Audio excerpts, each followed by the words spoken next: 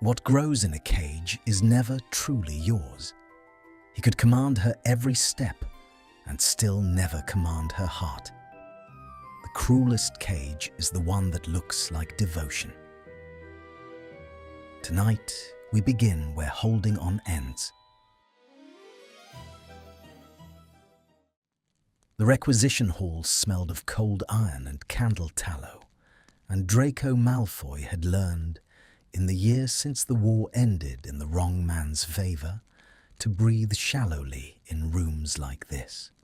He stood at the back beneath a banner he despised in private and saluted in public, his gloved hands folded behind him, watching the registrars move down the line of the unacclaimed with their long ledgers and their longer quills.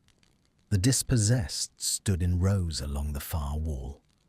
Muggle-borns, the ones the new order had not yet found a use for, stripped of wands, of names that mattered, of the right to refuse. Frost bloomed at the high windows, though it was not yet winter. Magic did that here.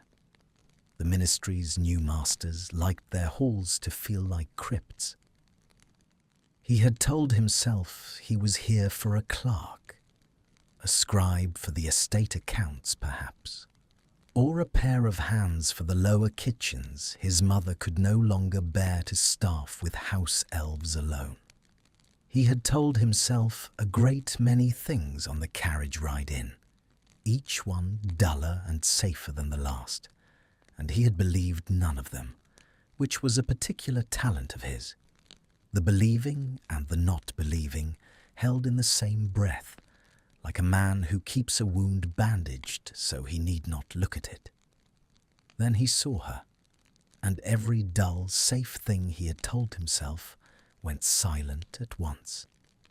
She stood third from the end, and she was thinner than the photographs the propaganda sheets had run after Potter's fall.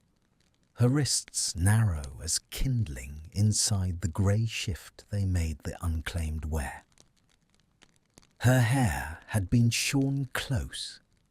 They did that to the women, for lice, they said, though Draco suspected it was for the smaller cruelty of it.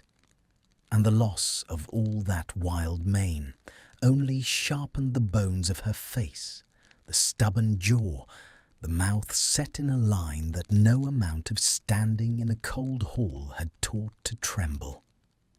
She was not looking at the registrars. She was looking at the frost on the windows as though she were reading something written there that none of the rest of them could see. Granger. Something turned over in his chest, slow and unwelcome, like a key finding a lock he had sworn he'd thrown into the lake. He could have walked out. That was the truth he would carry afterward, the one he never said aloud. There had been a door behind him and a carriage beyond it, and a whole long evening of brandy and forgetting waiting at the Manor. And he could have taken all of it and let her be marked down in some ledger and sent wherever the marked was sent, to the work camps in the north, to the houses of men who did not even pretend at the bandage over the wound.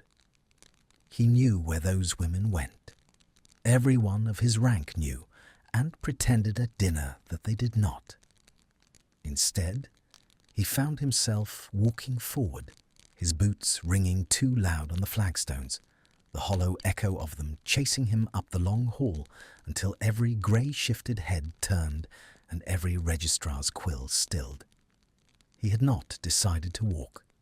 His body had decided, the way it sometimes did in the seconds before a hex, and his mind came stumbling along behind it, inventing reasons. "That one," he said to the nearest registrar, and was appalled at how steady his voice came out. He did not point. A Malfoy did not point. He lifted his chin a half-inch toward the third figure from the end, and the registrar, a damp little man with ink on his collar, followed the gesture and then went pale around the edges because everyone knew that face, even Sean, even starved. "Sir, that one's she's flagged. War record. There are men who'd want her watched, not—" "Then how fortunate," Draco said, "that I am a man who watches." He drew off one glove, finger by finger, and let the silence do the rest. The silver signet on his hand caught the candlelight, the serpent and M of his house, and the registrar's protest folded up small and disappeared the way protests did in the presence of that ring. She had turned now. Of course she had. She had heard his voice. There was no mistaking that drawl, he supposed, even after a year, even here. And when Draco let himself look at her directly for the first time, he found her eyes already on him, dark and dry and entirely without fear, which was somehow worse than any fear could have been. She knew him. She knew exactly what he was.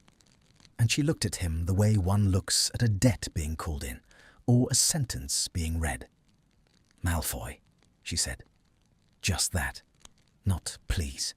Not why. The registrar flinched at her insolence. The unclaimed did not speak names. Draco felt the corner of his own mouth do something cold and practiced, the sneer he kept ready for occasions exactly like this, when his face needed to say one thing while everything beneath it said another. "Granger," he answered, "you've looked better." He watched the insult land and slide off her like rain off slate. She did not give him the flinch he'd reached for. That was the first thing he learned about having her, before he'd even signed the ledger, that she would not be reached the easy way, that whatever he wanted from her, he would have to take the long road to get, and that some buried, starving part of him was glad of it. The signing took moments. A quill, a wax seal pressed with his ring, a line in the registrar's book beside her old name, requisitioned household Malfoy, that reduced her to 3 words and a date. He did not let himself read the line twice. When the wax cooled, he folded the parchment into his coat and turned, and a guard moved to take her arm, and Draco heard himself say, "Don't touch her," in a voice so quiet it stopped the man cold. The guard looked at him. Granger looked at him. For a long, exposed instant, Draco looked at no one, staring instead at the frost on the high windows the way she had, willing the heat out of his face. "She walks on her own," he said more evenly. "She's mine now. I'll not have her handled like livestock before I've even gotten her home. Mine." The word sat in the cold air between them, and he heard how it sounded, and he did not take it back, because taking it back would have meant explaining what he'd have put in its place. And there were no words for that, none he would let himself reach. They walked out together into the grey afternoon, mistress and master in the eyes of every soul in that hall, though he could feel the lie of it in his own bones. The carriage waited, black lacquered, the Malfoy crest picked out in silver leaf. He opened the door himself, a thing he never did, a thing that made the footman's eyebrows climb, and stood aside, and she stopped at the step and looked up at him. "You'll forgive me," she said, in that low, even voice, "if I don't thank you. I'd have thought less of you if you did." It was out before he could stop it, the honest thing, slipping past the sneer like water under a door. He saw it register, the briefest flicker, a recalculation behind those dark eyes, the first crack in the certainty she'd carried into the carriage that she knew precisely what manner of monster had bought her. He despised himself for being glad of that flicker. He was already, in the space of a single afternoon, becoming a man he didn't recognize, and the worst of it was how little he wanted to stop. She climbed in. He followed. The door sealed with a sound like a held breath let go, and the carriage lurched forward over the frost-rimed cobbles, carrying them out past the ministry's black gates and into the long road home, where the manor waited at the end of its avenue of dead yews, like something that had been holding its breath for years. Granger sat across from him, with her shorn head high and her bound past folded in her lap. And she did not weep, and she did not beg, and she did not once look out the window at the world receding behind them.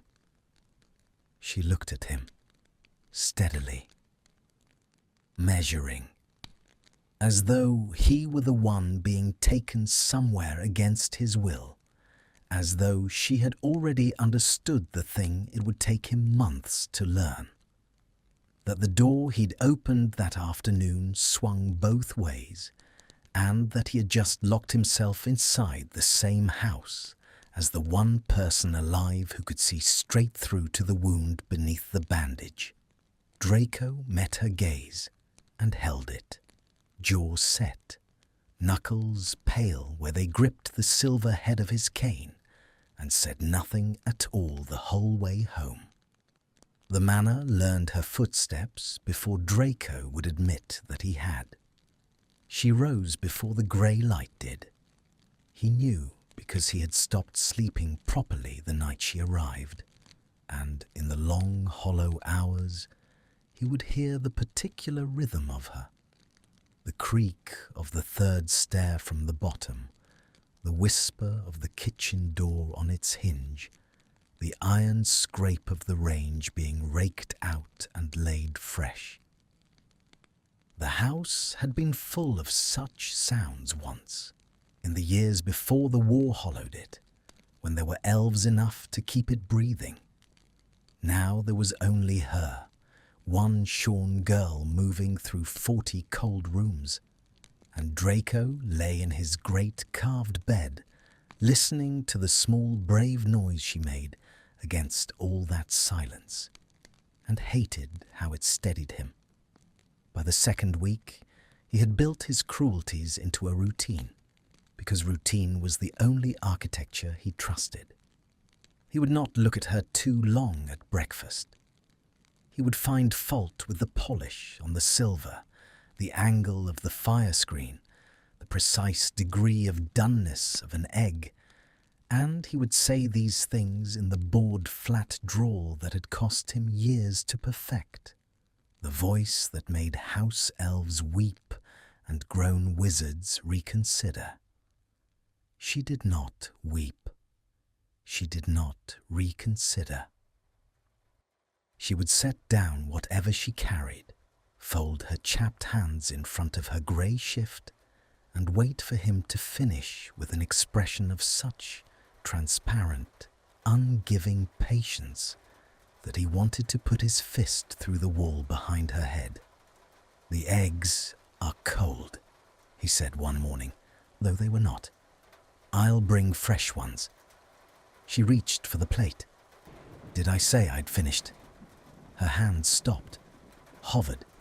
The static of it crackled in the long room, the dark gleam of the breakfast table, the rain ticking at the tall windows, the two of them caught in a held current.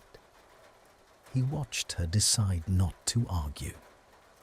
He watched the cost of that decision move through her, a tightening at the jaw, a thing he was learning to read the way other men read weather. "No," she said, "you didn't." "Then stand there until I do." So she stood, and he ate the eggs he had called cold, slowly, with maddening care, making her witness every bite. And the whole time some buried part of him was screaming at the rest of him to stop, to say something human, to ask her if she'd slept, if she was warm enough in whatever bare room they'd given her in the servants' wing. And the screaming part lost, the way it always lost, because he did not have the language for it. His tenderness, such as it was, came out of him only ever wearing the mask of its opposite. He could keep her near. He could keep her watched, fed, untouched by the men in the north. But he could not say, "I would rather you were here than safe and gone from me." And so instead, he made her stand and watch him eat. When he finally pushed the plate away, she took it without a word and turned for the door. And that was when his hand moved, when it always moved, in the gap between her turning and her going, the moment he could not bear to let close. He caught her wrist, not hard. He told himself it was not hard.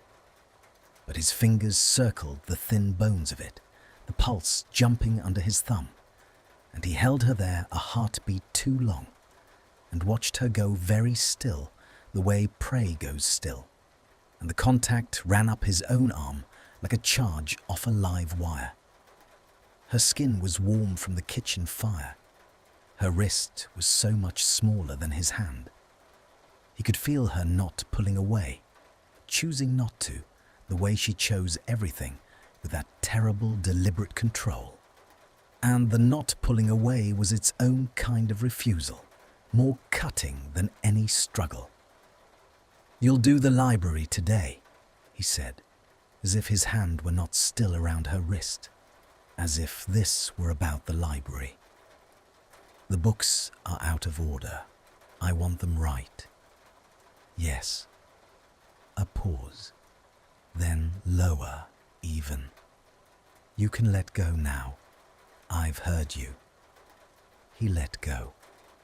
He always let go. That was the lie he comforted himself with in the dark, that there was a line, and he stayed on the near side of it, his hand at her wrist, and never passed, his words sharp and never soft, and never, never the truth. He did not see then what she saw plainly, that a man who must touch to feel and cannot speak to be understood has only built himself a finer cage and put two people in it. She rubbed her wrist as she left. He saw that too. He pretended he had not. The library was the heart of the house, and the part of it he could least afford to let her into, which was precisely why he sent her there. He found himself drawn after her by mid-morning, drifting in with a glass of something amber. He was not drinking, settling into the wing chair by the dead grate, as though he had business there. He had no business there. He had only the unbearable wish to be in the same air as her, dressed up, always dressed up, as supervision. She was on the rolling ladder, high among the shelves, sliding volumes into their proper homes. She had taken her shoes off to climb it. He noticed her bare feet on the rungs, the arch of them, and looked away and looked back. "You're doing it by author," he said. "It goes by subject." "It goes by author within subject." She did not turn around. "Whoever did it last mixed the two. I'm fixing it." A book slid home with a soft tooth of parchment hush. "If you'd wanted it wrong, you should have left it wrong." The insolence of it should have lit his temper. Instead, something in his chest eased treacherously, because this snapping back, this refusal to be small, was the only thing in his whole grey kingdom that felt alive. He took a slow swallow of the drink he hadn't meant to drink. "You always did think you knew best." "I usually did." She reached for a high shelf, and her balance shifted on the ladder, and Draco was up out of the chair and across the room before he had decided to move, his hand at the rail steadying it, his body suddenly very close beneath her, looking up.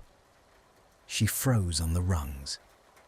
He could see the rise and fall of her breathing quicken, see her knuckles whiten where she gripped the shelf edge, and he knew with a sick certainty that she had felt the speed of him, the way he'd crossed the room without thought, and that she'd read it correctly, and it frightened her more than any of his ordered cruelties did. "I had it," she said, quietly, not looking down. "You were about to fall. I had it, Malfoy." A tremor in it now, faint, the first he'd ever heard. "Step back." He did not step back. For one suspended instant, he stood with his hand on the ladder and his face upturned, and the whole drowned silence of the library pressing in on them. The rain, the smell of old leather and dust, and the cold ash of a fire no one had lit. Her bare foot on the rung level with his collarbone, near enough that he could have turned his head and pressed his mouth to her ankle and damned them both. He stepped back. It cost him more than she would ever know. He set the glass down on the nearest shelf with a click that was too loud, and he turned and he walked out of his own library with his spine very straight and his heart going like a hunted thing, and he did not trust himself to say a single word on the way. That night the rain turned to a storm. He heard her before he understood why she was there. The soft scratch of the bedroom door, the careful tread on the cold floor, and he came half out of sleep to the orange flicker of her kindling his fire. It was her task.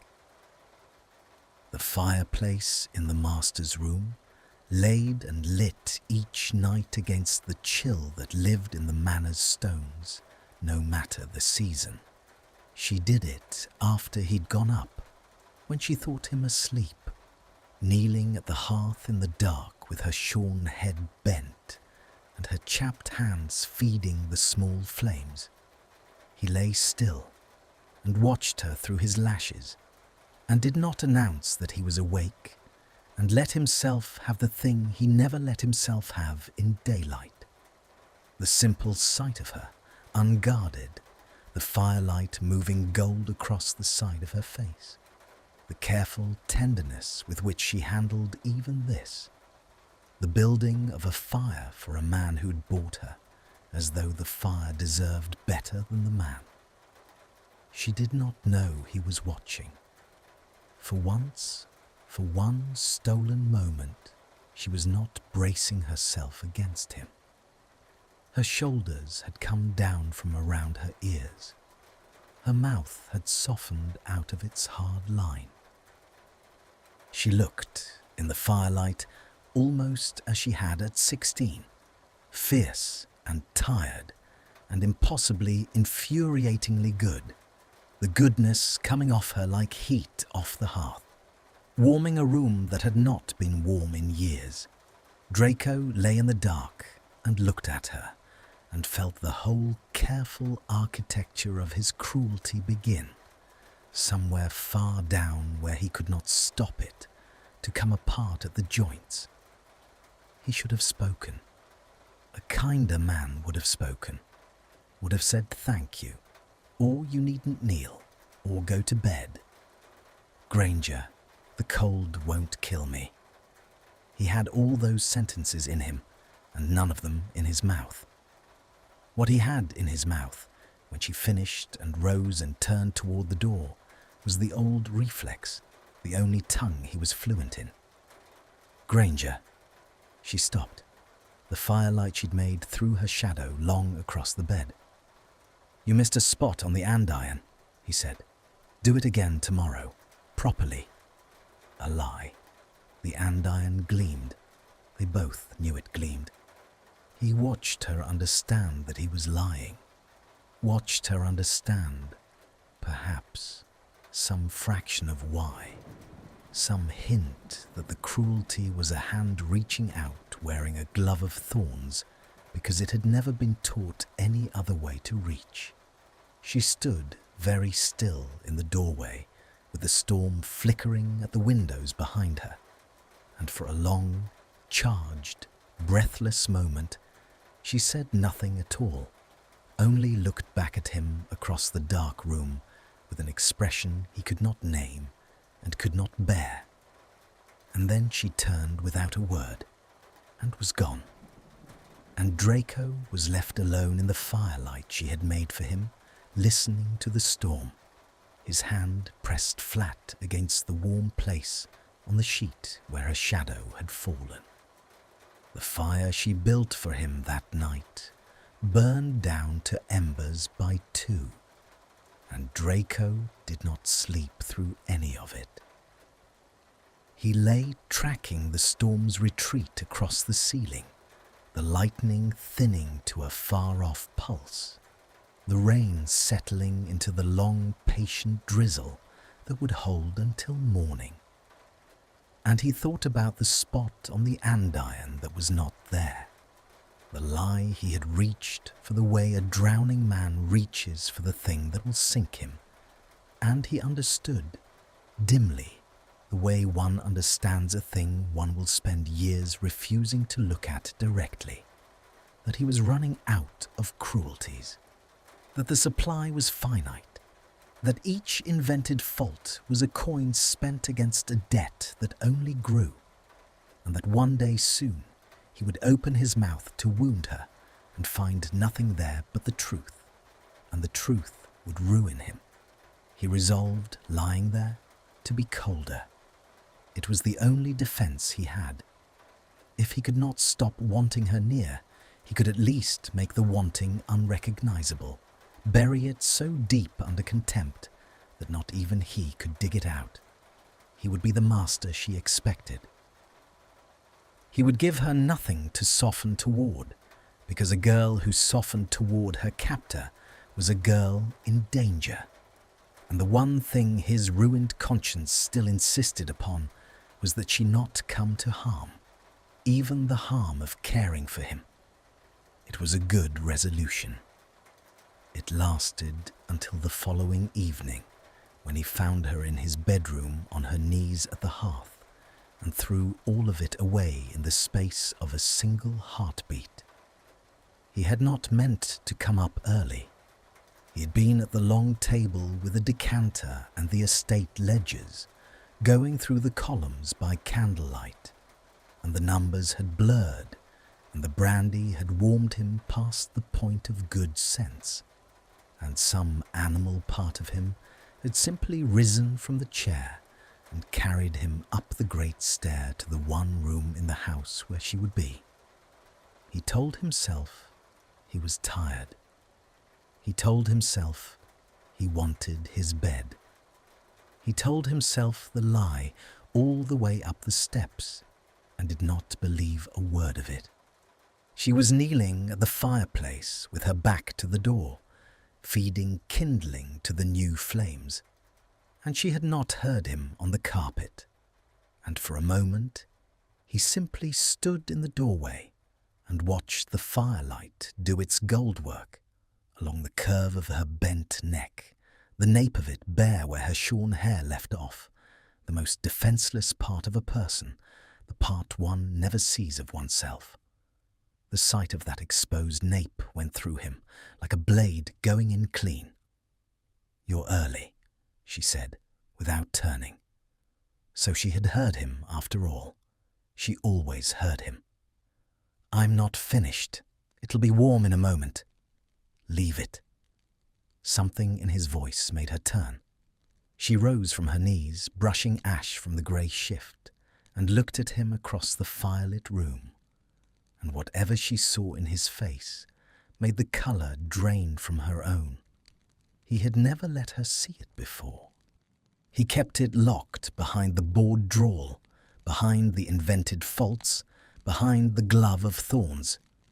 And the brandy had picked the lock, and now it was all there, naked, the want and the despair, and the thing he had no name for, written plain across a face that had spent a year learning to show nothing.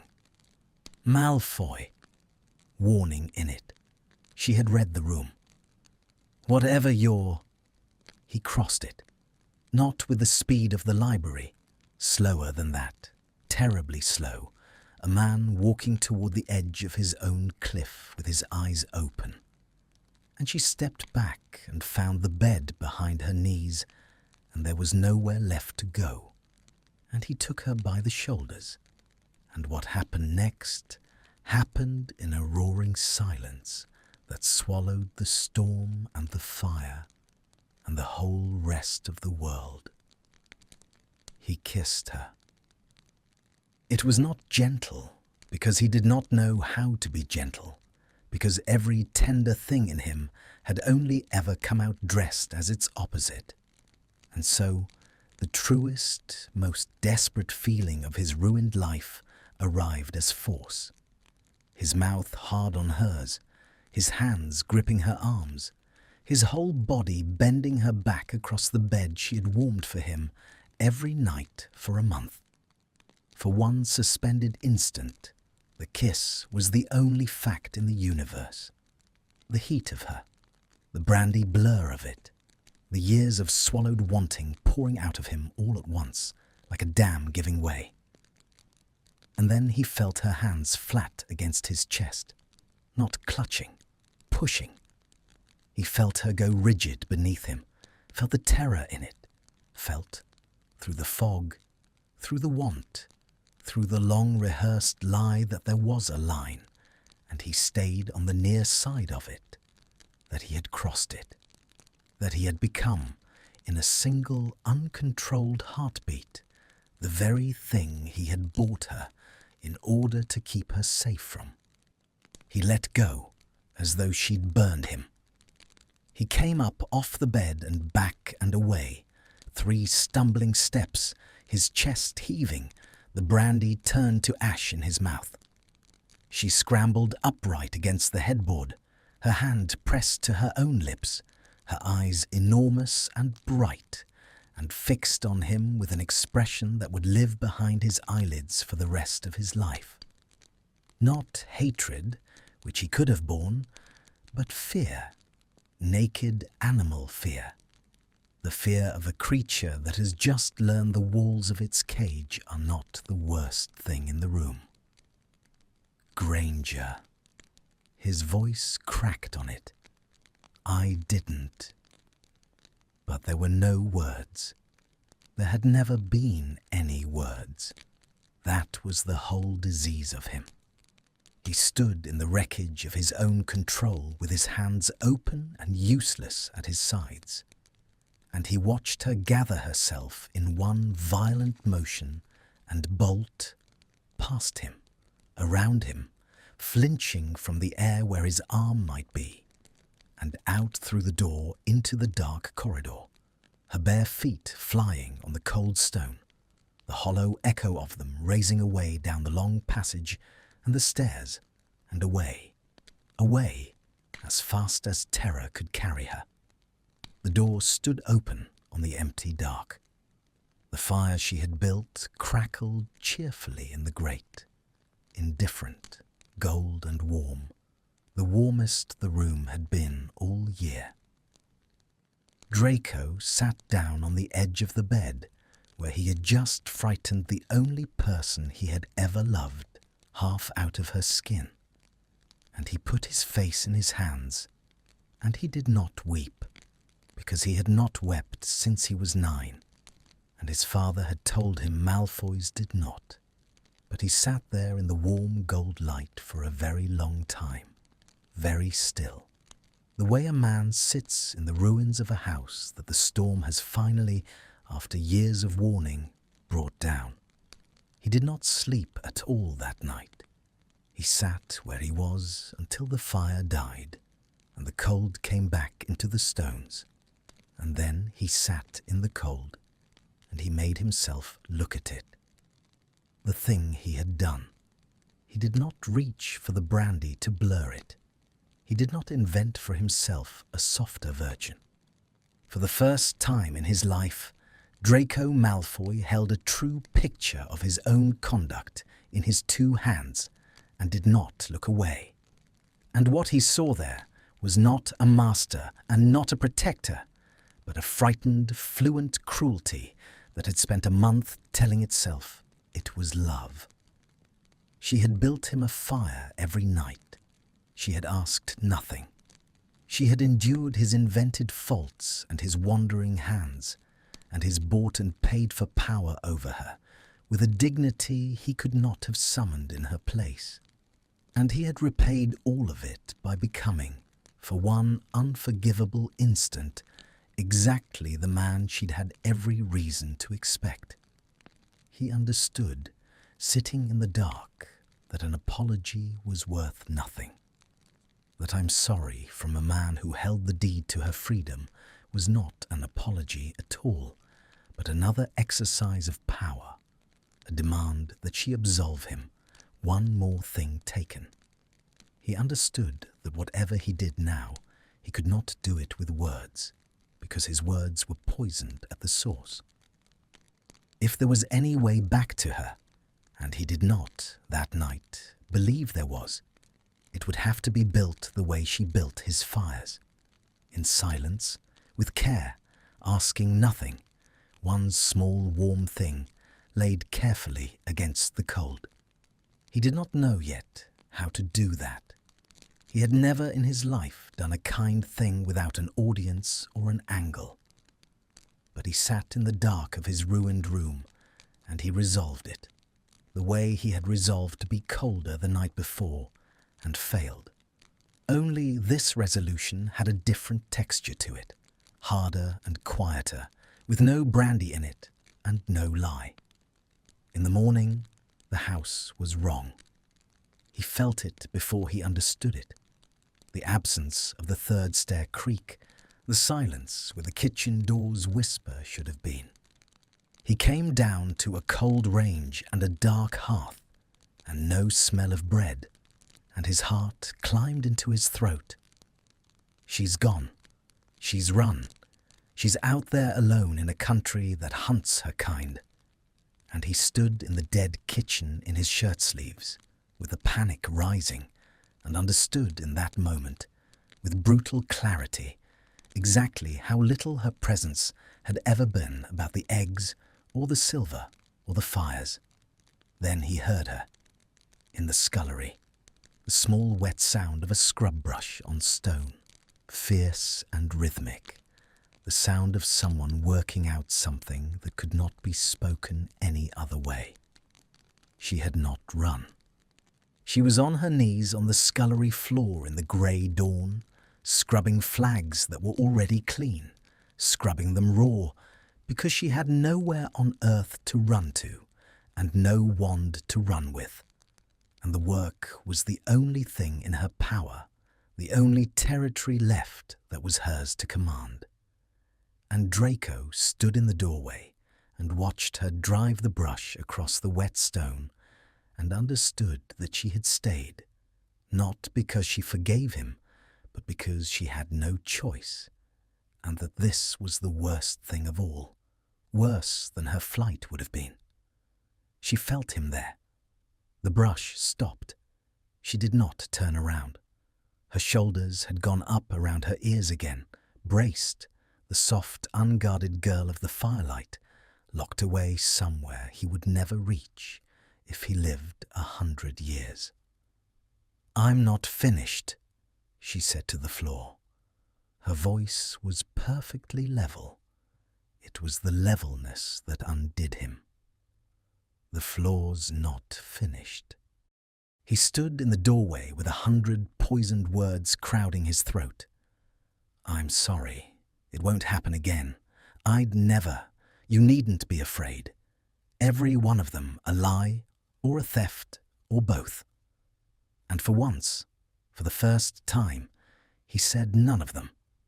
He looked at her bent back and her braced shoulders and her raw scrubbing hands, and he turned, and he went without a word and got down the second brush from the scullery hook, the one no Malfoy had touched in 3 generations, and he lowered himself to his knees on the wet, cold stone an arm's length from her, and he began, clumsily in silence, to scrub the floor beside her.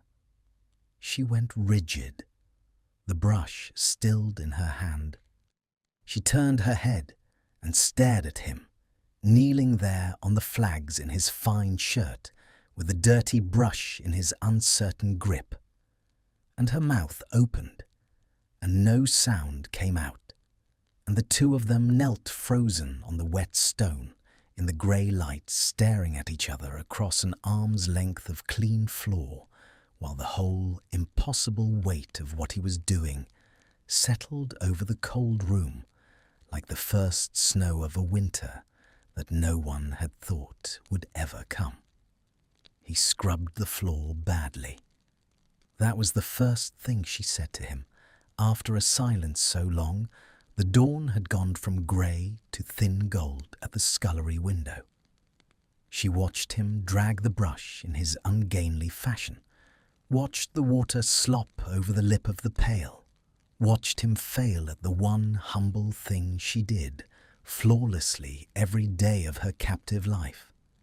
And something in the spectacle of it cracked the level mask she wore. "You're doing it wrong," she said. Flat, not kind. But she said it, which was more than she had given him since the night before. Against the grain of the stone, you'll only push the dirt into the seams. He stopped, looked at the brush in his hand as though it had betrayed him. "Show me." "No." "Granger." "I said no." Her voice came up sharp at the edges, and she put the brush down on the wet flags with a deliberate click and sat back on her heels and looked at him directly. And there was the fear still in her eyes, banked but burning. And beneath it, something harder and older that he recognized, because he had spent a year cultivating its like in himself, the refusal to be managed. "You don't get to do this," she said, low and fierce. "You don't get to frighten me half to death, and then kneel on my floor with a brush and play at penance, at being sorry, so that I'll feel I ought to teach you, ought to soften, ought to make it easier for you to live with yourself. I won't. I will scrub your floors because I have no choice.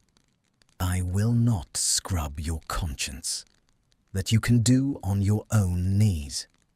It landed like a blow because it was true, every word, and Draco took it kneeling, and did not defend himself, and did not reach for the board drawl to turn it aside, and that, the taking of it in silence, the not defending, was perhaps the first wholly honest thing he had offered her since the requisition hall.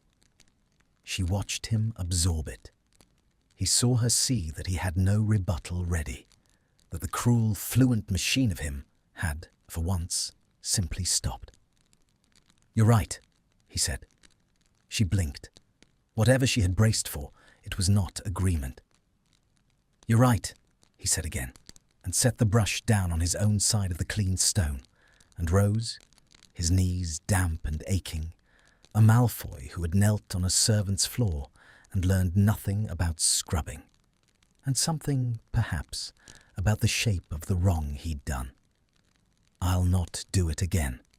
Not last night. Not any of it. You have my word, for whatever you judge its worth, which I expect is nothing." He looked down at her and made himself hold the look, made himself not flinch from the fear in her face that he had put there. "You needn't teach me anything. You needn't make any of this easier. I only wanted—" He stopped. The words ran out, the way they always ran out, at exactly the edge of the thing that mattered. "Finish the floor however you like. By yourself.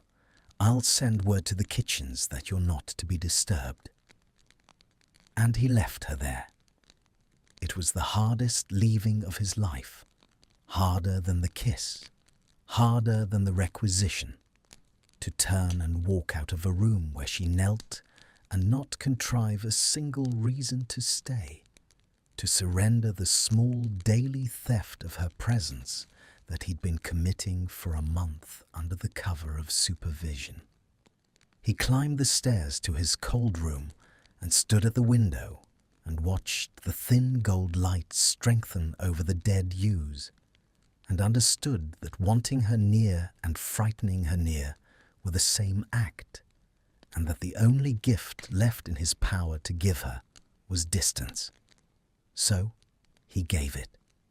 For 11 days, Draco Malfoy practiced the unfamiliar discipline of absence. He did not seek her out. He took his breakfast from a tray left at his study door, rather than at the long table where he might watch her paw. He invented no faults.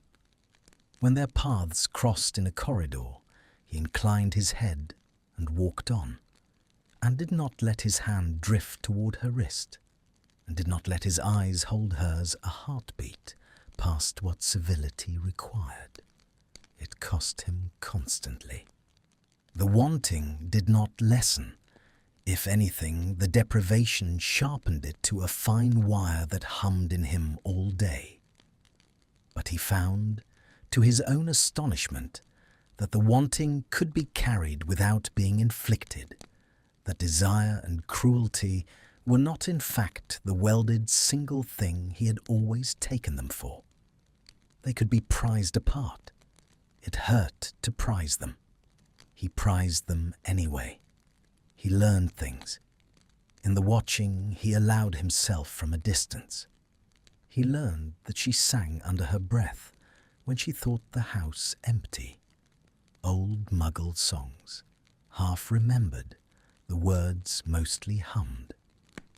He learned that she saved the heels of the bread for the birds that came to the kitchen sill, feeding the enemy's sparrows from a captive's ration.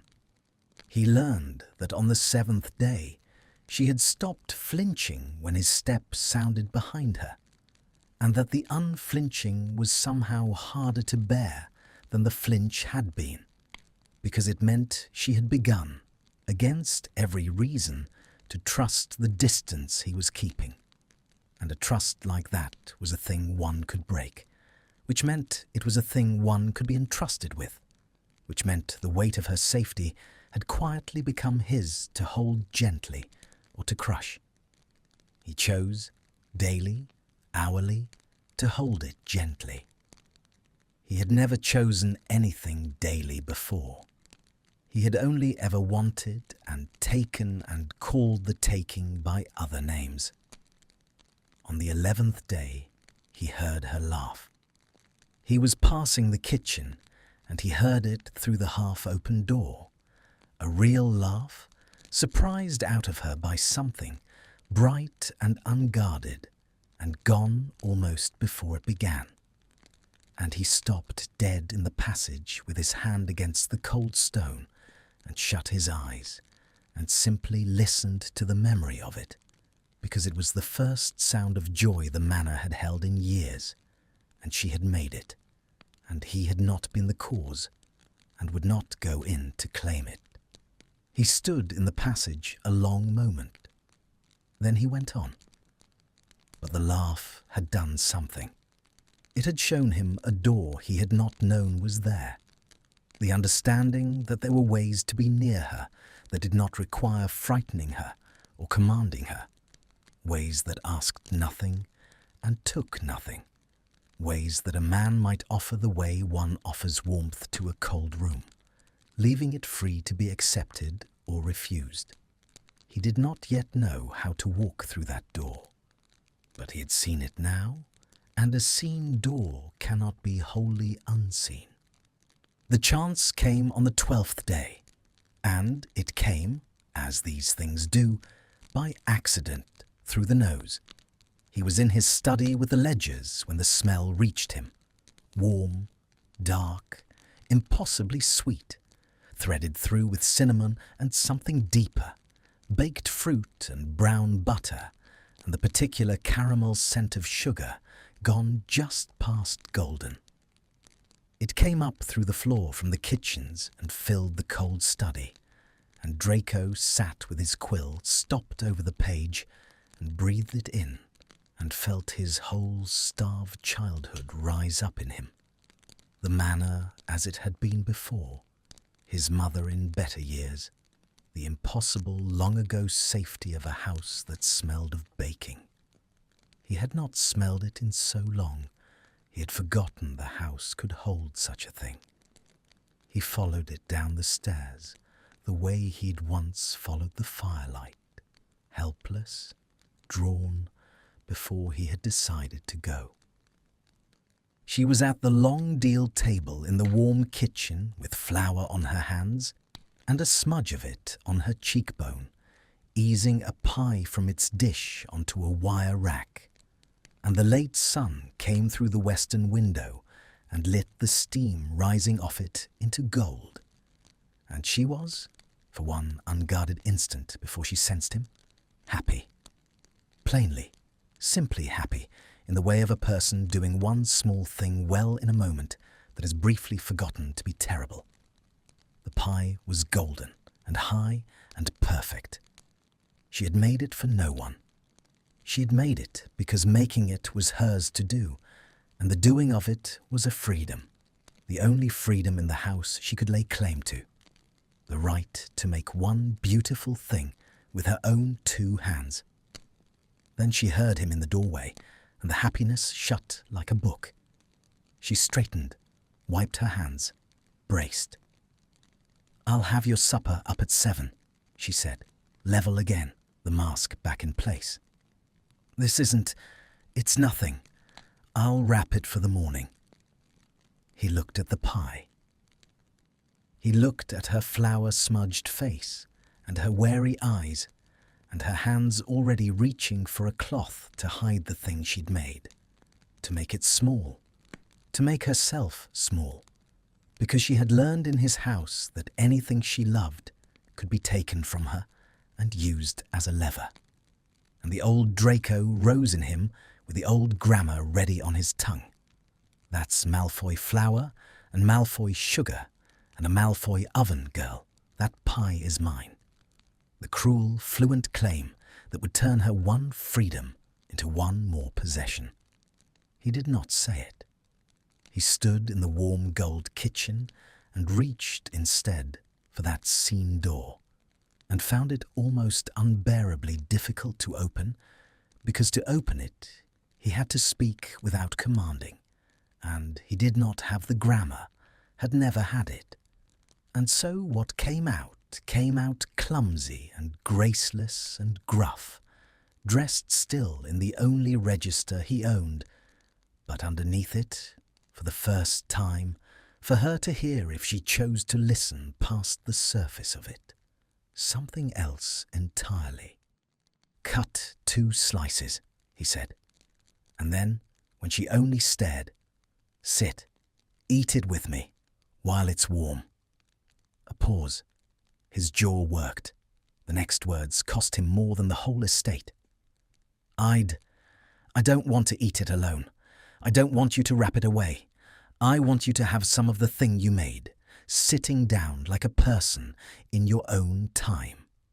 He set his hand flat on the back of a kitchen chair and gripped it until his knuckles paled, the only steadiness in reach. "That's not an order. I've no right to order you to a kindness. It's a..." The word would barely come. "It's a request." And Hermione Granger stood across the warm kitchen with a pie cooling between them and the gold light failing at the window, and stared at him as though he had spoken in a language she had given up hope of ever hearing in that house. Her wary eyes searching his face for the trap, for the lever, for the cruelty wearing the glove, finding, for once, none of it. And slowly, without taking her eyes from him, she reached for the knife. She cut the slices unevenly. He noticed, because he noticed everything about her, and because the unevenness told him more than her level voice ever did, that her hands were not as steady as her face. She gave him the larger piece. He understood why. The reflex of a year's servitude, the master fed first and best. And he understood that to refuse it would be to make a thing of it, to drag her small involuntary deference into the light and shame her with it. And so he took the larger piece and said nothing, and resolved privately that the next pie, if there ever was a next pie, he would cut himself. They sat at the long deal table in the failing gold light on the same side, because she had set the 2 plates down before she'd thought about it, and then it was done, and to move would have been to make a thing of that too. An arm's length between them on the worn bench. The pie steamed faintly. Outside the western window, the sun went down behind the dead yews, and the kitchen filled with the blue of early dusk, and neither of them moved to light the lamps, because the lamps would have made it a room with 2 people decidedly in it, and the dimness let it stay something softer and less nameable. He ate. She watched him eat. Old habit, the master must be seen to be satisfied, and he felt her watching, and he set down his fork. "Eat yours," he said. "I'll not touch a bite more until you've started on your own." She looked at him. Then, with a small defiant lift of her chin, as though to prove she was not afraid of him, or his pie, or his strange new gentleness, she took up her fork and ate. He watched her face change at the first taste. The involuntary easing, the brief closing of the eyes that a person does over the first bite of something they have made well. And he thought he had never in his life seen anything he wanted so badly to deserve to look at. "It's good," he said. It was wholly inadequate.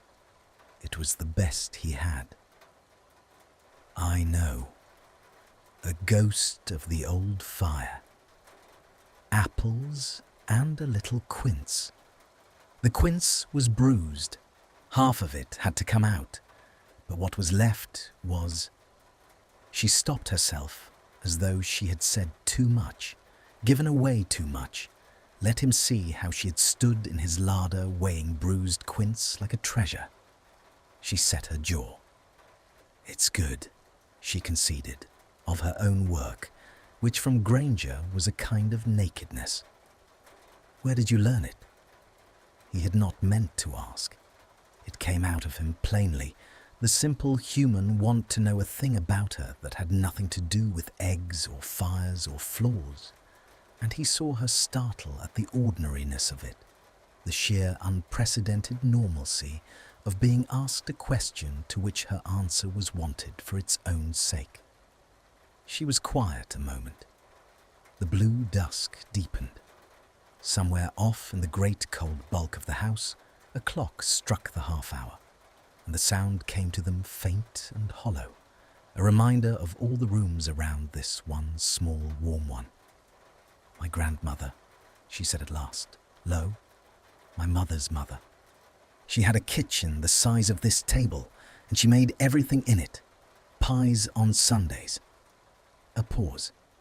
He watched her decide how much to give him, watched her decide, to his quiet astonishment, to give him a little more.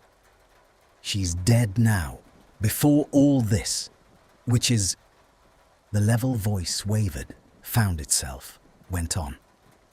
"Which is a mercy. She wouldn't have understood any of it.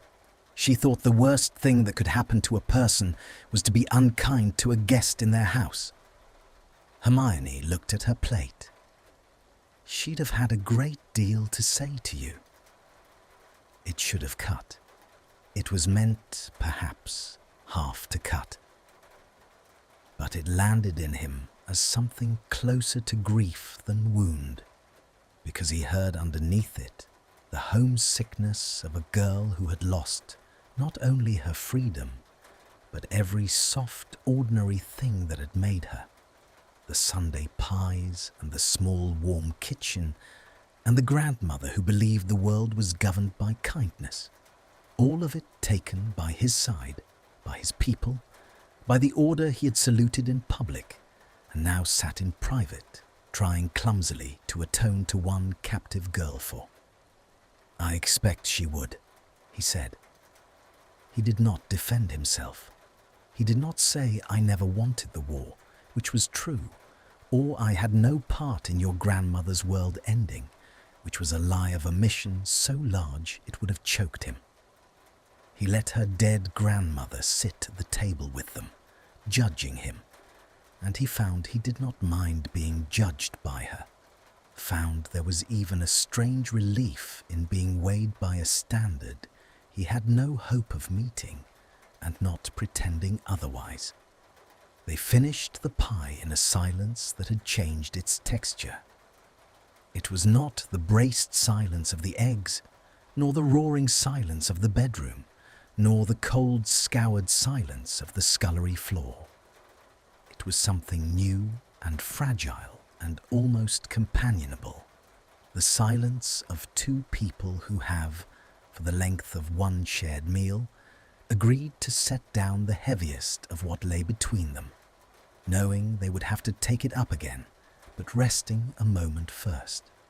When the plates were empty, she rose to clear them, the reflex returning, and his hand moved and stopped, mid-air. He watched himself stop it. A month ago, that hand would have closed around her wrist without a thought, claimed the contact, called it nothing.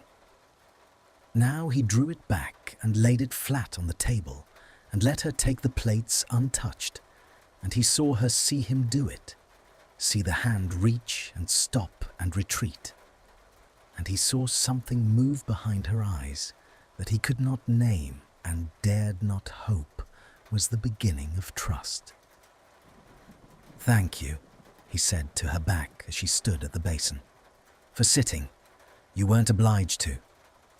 She did not turn around, but the scrubbing slowed, and after a moment, very quietly, almost lost under the running water, she said, "No, I wasn't."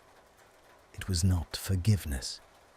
He knew the difference now, but it was the acknowledgement that she had made a free choice in his house, and that he had let her make it, and that the letting had been real. And for a man who had spent a month confusing love with capture, the simple fact of her freely chosen "no, I wasn't obliged" was worth more than any surrender he could have forced. He left her at the basin and went up to his cold room, and that night, for the first time, she did not come to build his fire. He understood why. The fire was a task assigned. To come and kneel at his hearth in the dark was to re-enter the old grammar master and maid, the very arrangement they had somehow that evening stepped briefly outside of. To skip it was a small mutiny, a testing of the new ground. Will he punish this? Will he invent a fault tomorrow? Was the pie a trap after all? And Draco, lying in the genuine cold of an unlit hearth, smiled into the dark, because the cold was the most hopeful thing he had felt in a year. He lay shivering under the heavy counterpane and did not ring for her and did not mention it in the morning, and let the unlit fire stand as his answer. No, not a trap. You may keep even this small refusal. It is yours. The thaw, once begun, moved at its own slow pace, and Draco learned to leave it alone. He learned that he could ruin it in an instant and rebuild it only across days. That trust was the most expensive currency in his ruined kingdom, and the only one his name and gold could not purchase. So he spent it carefully. He stopped taking his breakfast on a tray and came down to the long table again, but he did not summon her to pour. He poured his own, badly, and let her find him doing it. He left a book on the kitchen table, a novel, not a duty, Sense and Sensibility, which he had pulled from the library half on instinct, and half because some buried memory told him the unclaimed were forbidden the printed word, and that to leave a forbidden thing in her reach and say nothing was a kind of speech. He did not mention it. The next day, it was gone from the table. 2 days after, it was back, with a strip of torn parchment marking a place near the end, and he did not ask, and she did not say. And the silent traffic of that one book passing back and forth between them became its own slow conversation, conducted entirely in things unsaid. He found, in giving up the grammar of command, that he had to invent an entire language from nothing, and that he was clumsy in it as a child, and that she watched his clumsiness with a wary attention that slowly, over the turning days, lost a little of its wariness. She stopped giving him the larger slice. She began to answer his questions with 2 sentences instead of 1.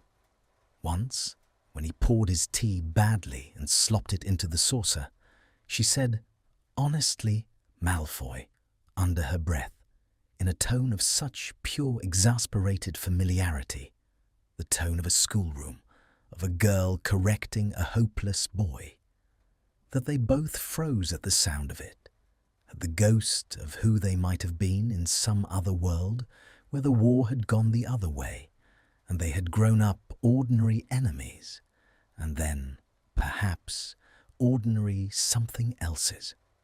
Neither of them spoke of it, but the ghost had been in the room. And then came the evening he found her in the library again, on the rolling ladder among the high shelves, putting the books to rights. And this time, when she reached too far, and her balance shifted on the rungs, and he crossed the room in 2 strides to steady the rail, she did not freeze in terror, did not order him to step back.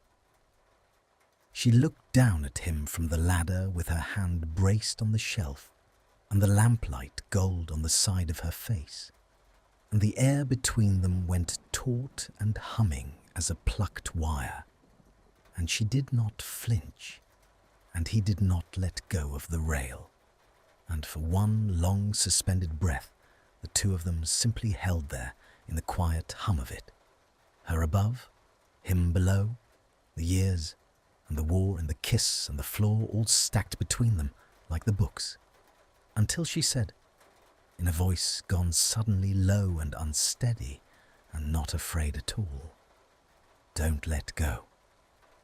And Draco understood that she did not mean the ladder.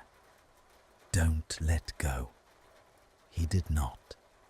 He stood at the foot of the ladder, with both hands locked white-knuckled on the rail, and his face turned up to her, and he held it steady as a stone, and he did not climb, and did not reach, and did not break the suspended quiet with a single word, because he had learned at last that the holding itself was the thing, that she had not asked him to come up to her. She had asked him to stay below and keep her from falling. And the difference between those 2 was the whole of what he had spent a month learning to tell apart. She came down on her own, rung by rung, slowly, her bare feet finding each one, and he stepped back to give her room as she descended, so that when she reached the floor, there was a clear arm's length of cool library air between them, unbreached, deliberate. She turned to face him in the lamplight. Her colour was high. Her hand had left a smudge of dust on her collarbone where she'd braced. The static of the moment had not dissipated. It hung in the room thick as the smell of old leather and lamp oil, a charge with nowhere to go. "That wasn't," she began, and stopped and started again, her chin lifting in the old defiant way that he had come to understand was how she steadied herself when the ground moved. "I don't know what that was. I want to be clear that I don't know what it was. All right. I want to be clear that I'm not. That whatever this is that you've been doing, the pie and the book and the knot. She gestured a small, sharp motion at the foot of space between them, at the wrist he no longer caught, at the whole grammar he had set down.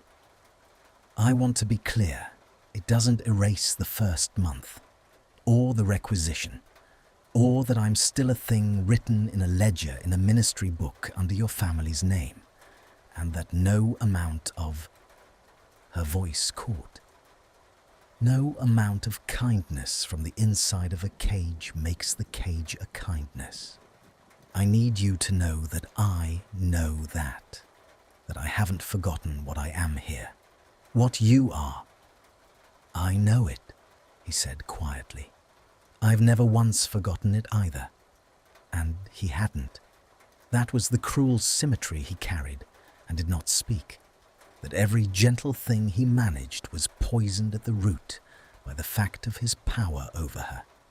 That he could not give her a slice of pie or a forbidden book or a steadying hand without those gifts arriving wrapped in the unspoken truth that he could, at any moment, and with full legal sanction, take all of it back and her with it. There was no clean way to love a person you owned. He had begun, dimly, to understand that the only clean thing left to do might be to stop owning her. But that thought was so large and so dangerous that he kept it folded small and did not look at it, the way he had once kept folded the truth of why he'd walked up that hall in the first place. Then we understand each other, she said. We do. But understanding, it turned out, was not the same as wanting less.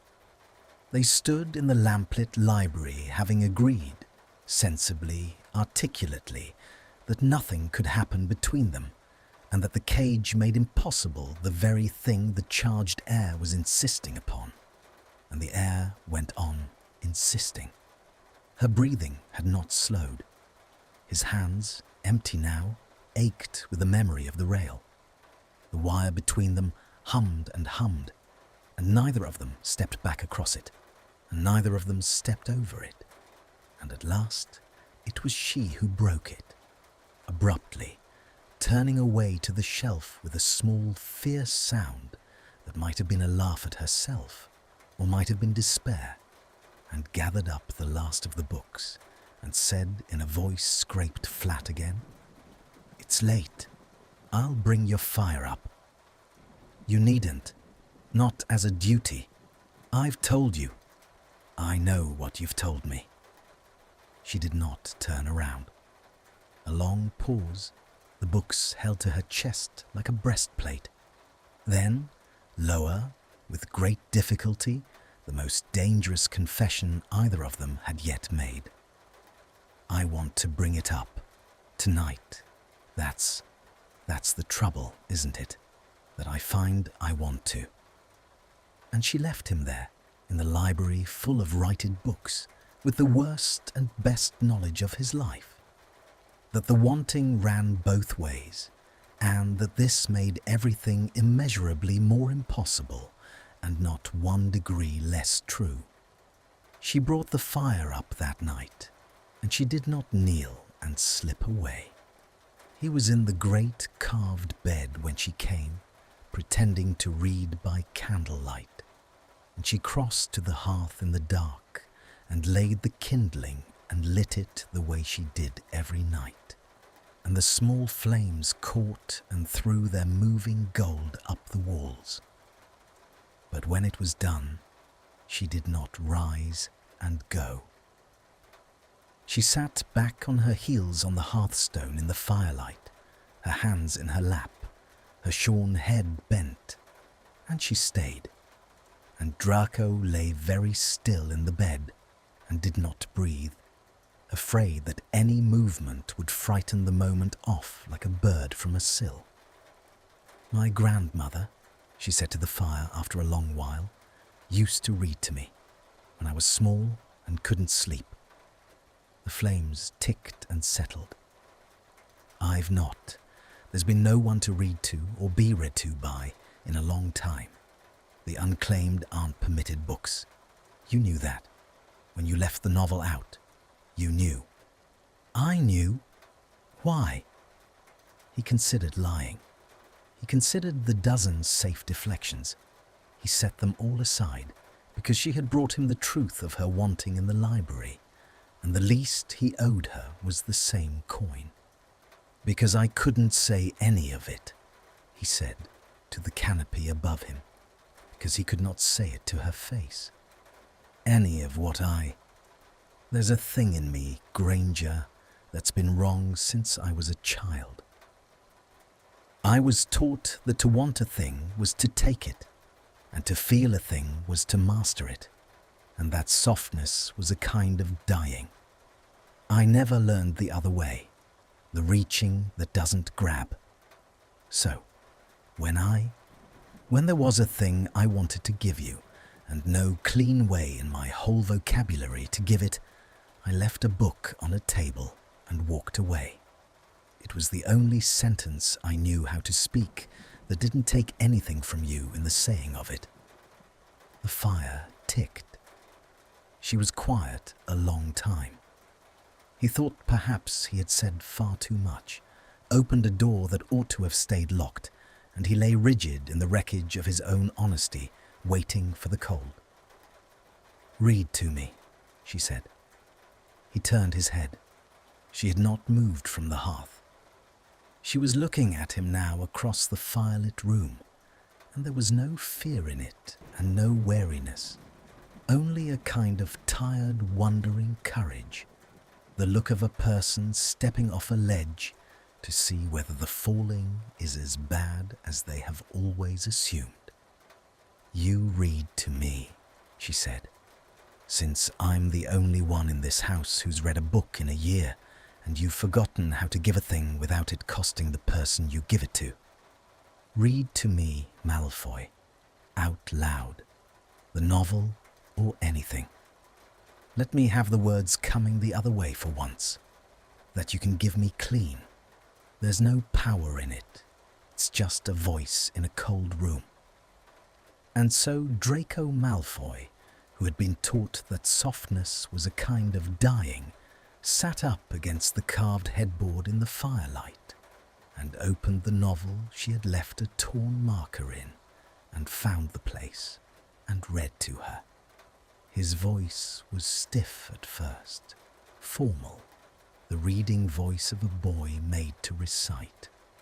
But the words were Austen's, and the room was warm, and she had come to sit on the edge of the bed, not close, an arm's length, on the very edge, ready to bolt, but on the bed, and the firelight moved gold over both of them now.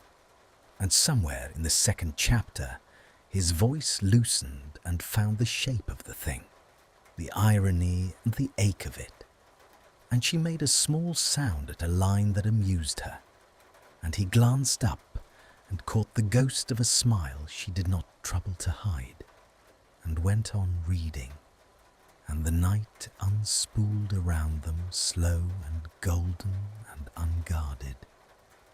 She fell asleep before he did. He felt it happen, the weight of her tipping, by degrees, the rigid wakefulness going out of her at last after a year of never once being safe enough to sleep in a room with him. And he looked up from the page to find she had slumped sideways against the carved post, her shorn head fallen, her chapped hands loose and open in her lap for the first time he had ever seen, her face in sleep gone soft and young and unbearably defenseless. The novel went silent in his hands. He did not touch her. The old Draco would have. The old Draco would have gathered her in, claimed the sleeping weight of her as his by every right his ledger gave him, called it tenderness. He sat instead with the open book and watched her sleep in the firelight and did not lay a finger on her. and the not touching was the most enormous thing he had ever held back. A love so large and so disciplined that the holding of it shook in his arms like a physical weight. After a long while, he reached, slowly, not for her, but for the counterpane, and drew its edge up over her sleeping shoulder against the cold, the lightest possible covering, and took his hand away. She slept. The fire burned down, and Draco sat awake against the headboard through the whole long night, with a forbidden book in his lap and a sleeping girl an arm's length away whom he could have touched, and did not, and understood somewhere in the small gold hours that he had begun to love her in the only way that would not destroy her, and that loving her that way might cost him the one thing he had never once in his life surrendered, his hold. She woke at the grey edge of dawn and did not understand for one merciful breath where she was. He watched it happen. He had not slept, had sat the whole night through with the burnt-down fire and the closed book, watched the soft sleeping face surface toward waking, watched the small frown, the slow surfacing of memory, and then the moment the knowledge arrived and her whole body went rigid against the carved post. She came awake all at once into the awareness of where she had slept and who had sat beside her through the dark, and her hand flew to her own throat, and she scrambled upright and back, off the bed, onto her feet on the cold floor, her eyes huge. "Nothing happened," he said quickly, before the terror could finish forming. He had not moved. He held the closed book up between them like proof, like a shield, like the one clean thing in the room. "You fell asleep in the second chapter. I read on a while. You slept. I sat here. That's the whole of it. I didn't touch you. I'd swear it on anything you'd believe me to hold sacred, which I grant is a short list." She stood by the dead fire with her hand at her throat, reading his face the way she read everything, and he made himself sit perfectly still and let her read it, let her search him for the lie, and watched her, slowly, by degrees, find none. Her hand came down from her throat. Her breathing steadied, but the fright did not wholly leave her, only changed its object, and when she spoke, her voice was not afraid of him at all. It was afraid of something else. "That's worse," she said. "What?" "That nothing happened, that you sat there all night and nothing happened." She wrapped her arms around herself, the grey shift thin in the dawn chill. If you'd been what I thought you were, in the requisition hall, it would be simpler. I'd know what to hate. I had it all arranged, you see, the whole architecture of it. You were the monster who bought me, and I was the thing that endured you, and there was a kind of safety in that, a clean line I could stand on the right side of. Her voice cracked. "And instead, you leave novels on tables and pour your own wretched tea, and sit up all night reading Austen to a sleeping servant, and don't touch her. And now, I don't. Now there's no clean line, Malfoy. You've taken even that. You've taken the simplicity of hating you, which was the last thing I owned outright, and I find I miss it more than I missed my wand." He had no answer. There was no answer. She was describing from the inside the precise, impossible shape of the thing he had made. The cage with a kind man in it, which was in some ways crueler than the cage with the monster, because the monster you could refuse with your whole heart, and the kind man you could not. The kind man got in. The kind man made you complicit in your own keeping, by giving you things you came against all reason to want. I never meant to make it harder for you, he said. Everything I've done was meant to. I know what it was meant to do. She turned to the window, to the grey light strengthening over the dead yews. That's the trouble. I know exactly what it was meant to do, and it's working, and I can feel it working, and I lie awake in that bare little room down the wing, and I think, God help me. I think about whether you slept, whether you're cold, whether you've eaten.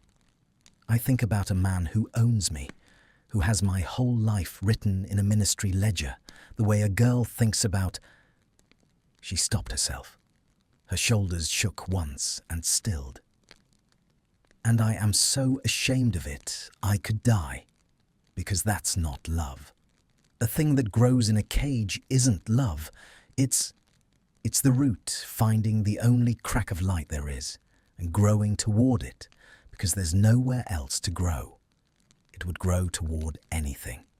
It would grow toward you, because you're the only warmth in a freezing house, and you hold the only key. That's not choosing. There's no choosing in a cage. And I won't. Her voice came up fierce and broke. I won't dignify the thing they did to me, the thing you did to me, by calling the roots blind reaching love. I won't. The dawn filled the cold room with thin grey light. The dead fire ticked as it cooled. Draco sat in the great carved bed with a closed book in his hands, and understood that she had just said, with more clarity and more courage than he had ever managed about anything, the exact truth he had been folding small and refusing to look at for a month. That there was no clean way to love a person you owned. That the wanting that grew between them was real and was also poisoned at the root by the cage. And that the only honest test of whether it was love or merely a root reaching for light was the one test that captivity made impossible, the test of a free choice, freely made, with the door standing open and the cage unlocked. He set the book down on the counterpane. "Then I'll open it," he said. She turned from the window. "What?" "The cage. If a thing that grows behind bars can't be trusted to be the thing it looks like, then the bars have to come down, and we have to see what's left standing in the open air. That's the only experiment that proves anything. You're right. You're right about all of it. There's no choosing in a cage, and I'll not spend the rest of my life loving a root that grew toward me, because I was the only crack of light. I want..." His own voice did the thing hers had done, came up and cracked, and he let it. "I want the version of you that's chosen freely, or none at all, even if free means free of me, especially if free means free of me. That's the test, isn't it? Whether I want you, or whether I only want to keep you. And I find..." He stopped, steadied, said the largest true thing of his life. "I find I'd rather lose you to your own free choosing than keep you one more day to my power. So, I'll open it. I don't yet know how, but I'll find how." She stared at him across the grey room as though he had pulled the floor out from under the whole world, which, in a sense, he had. Her world, the world of the ledger and the manor and the clean line of hating him, all of it suddenly without a flaw. Her mouth opened. No sound came. And Draco, who had bought her in a cold hall to keep her near, sat in the wreckage of that intention and felt, for the first time, something that was not the wanting and not the cruelty and not even the love, but cleaner and harder than all three. The resolve to give her the one thing he had never given anyone, The thing his whole upbringing had taught him was a kind of dying, to open his hand and let the held thing go.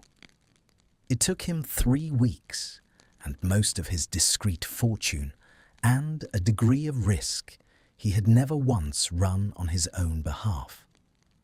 He did it the way he did everything that mattered now, in silence, telling her nothing, asking nothing. There were men one could find, if one had the name and the gold and the careful ruthlessness, who dealt in the documents the new order had made it death to forge. A birth record from a pure-blood family conveniently extinct, a travel warrant with the right seals, papers that would let a shorn muggle-born girl walk onto a boat at a northern port and become, on the far shore, a free woman with a name no ledger held. He met these men in rooms that smelled of tallow and fear. He paid what they asked and did not haggle, because to haggle was to value her freedom at less than its price, and he had decided her freedom was past all price. He arranged a passage. He arranged the date. He did it all without a word to her, because to tell her would be to make even her liberation a thing she received from his hand, one more gift wrapped in his power. And he wanted this once, to give her something he could then leave, so that the choosing of it would be wholly her own. And on the night before he meant to set it all in front of her, he could not sleep, and he went down through the dark house, and he found her where he had first truly seen her, kneeling at a hearth, building a fire, her shorn head bent, the gold light moving up the side of her face. The library hearth this time. She had taken to reading there at night, now that the books were no longer forbidden her in his house, curled in the wing chair with the lamp and a blanket, and she had let the fire go low and was feeding it back to life. He stood in the doorway and watched her, and the weight of what he was about to do, to set her free, to lose her, to prove the love by surrendering the loved thing, pressed down on him so heavily that for a moment he could not cross the threshold. And she felt him there, as she always felt him, and turned her head and looked at him across the firelit room, and did not brace, and did not flinch, and her face in the gold light was open and tired and unguarded, and so dear to him that the breath went out of him entirely. And Draco understood, standing frozen in the doorway with the forged papers hidden upstairs, and her free face turned to him in the firelight, that he was about to do the single most difficult and most loving thing of his entire ruined life, and that he might never, after tomorrow, be permitted to look at her like this again. He did not give her the papers that night. He could not. He stood in the doorway until she said, "You'll catch your death standing in the cold," in a voice gone gentle in a way that nearly broke him, and he came in and sat in the other chair by the fire she'd built, and they did not speak of anything, and he carried the secret of her freedom upstairs again unspent, because he found he wanted one more ordinary night before he handed her the thing that would end them. It was a kind of cowardice, and he knew it. But it was also, he told himself, a mercy he was permitted to take. One last evening of the impossible thing they had become. 2 people by a fire in a fallen world, before honesty pulled the floor out from under it. So they sat. She read. He watched the flames and pretended to. Once she read a line aloud without meaning to, the way readers do when a sentence is too good to keep, and he said, "Read it again." And she did, and the firelight moved over them both, and the great cold house held its breath around the one warm room, and Draco let himself have it, all of it, knowing it was the last. He gave her the papers the next evening in the library, with the lamp lit and the fire low and the rain ticking at the tall black windows the way it had on the day he brought her home. He did it badly, because he did everything that mattered badly, the words coming out stiff and graceless over the thing his hands were doing. He took the packet from inside his coat, the forged birth record, the travel warrant heavy with its stolen seals, a purse of coin that would not be missed, a name written in a clerk's neat hand that was hers now if she wanted it. And he laid it on the table between them, and he stepped back from it, putting the width of the table between himself and the thing he'd made, so that she would understand it was hers to take up or leave, and that he would not stand near enough to influence the taking. "What is this?" she said. Not a question. She'd gone very still. "It's a name, a real one. The family's extinct. There's no one left to contradict it. A warrant to travel north. A passage booked the night after next on a boat out of Wickmouth that doesn't ask its passengers what they were before they boarded." His voice was perfectly level, and it cost him everything to keep it so. "On the far shore, there's no ledger with your name in it, no requisition, no ministry that owns you. You'd be..." The word was the hardest he had ever said. "Free. You'd be free." She stared at the packet on the table as though it were a live thing. Her hands had come up to grip the back of the wing chair, white-knuckled, and he watched the knowledge move through her in stages, the way grief moves, or shock. First disbelief, then comprehension, then something that twisted her face and that he realized too late was not joy at all, but a kind of anguish. "And you," she said. Her eyes came up to his. "Where are you? In this?" "Here. Here. I stay here. I see you onto the boat if you'll let me. There's a place to wait, near the quay. I'd see you safe aboard, and then..." He stopped, made himself finish it. "And then you're gone, and I'm here, and that's the whole of it. That's how it ends." The silence that followed was the worst he had ever stood inside. The rain ticked. The fire ticked. She looked at him across the table and the packet of her freedom lying on it, and her face did a terrible thing, crumpling and reforming, and when she spoke, her voice was not level at all. "You absolute coward," she said.